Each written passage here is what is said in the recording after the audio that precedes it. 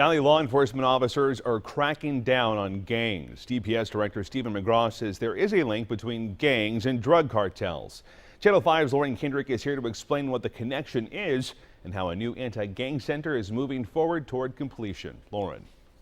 Steve, it's one step closer to being completed. Officials broke ground this morning. The old McAllen Police Building will soon be turned into the Texas Transnational Intelligence Center, also known as the Texas Anti-Gang Center. Going after them together is a smart thing to do. Director of DPS Steve McGraw talked to us today about the new building and how crucial it is to have something like this here. Going after gangs in the Rio Grande Valley improves the safety and security for the citizens.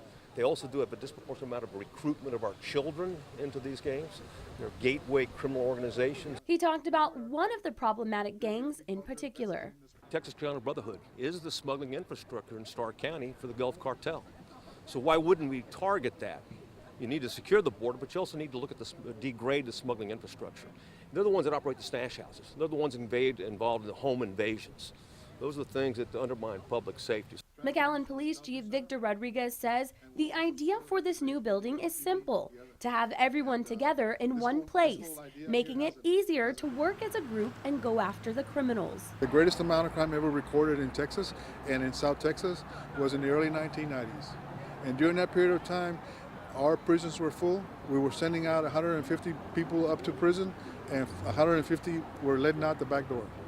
If we find ourselves in that boat again, then we can expect those very high crime numbers again. Chief Rodriguez says he sees the gang violence here in the valley over and over. The bodies you find in the fields, the bodies you find in cars that are burned, that's the violence, that's the threat that we face down here. He wants it to stop. McGraw tells us the Texas Anti-Gang Program is already operational. It's just being housed at DPS now. They're hoping to have this new building up and running by August. Reporting in the studio, Lauren Kendrick, Channel 5 News this weekend.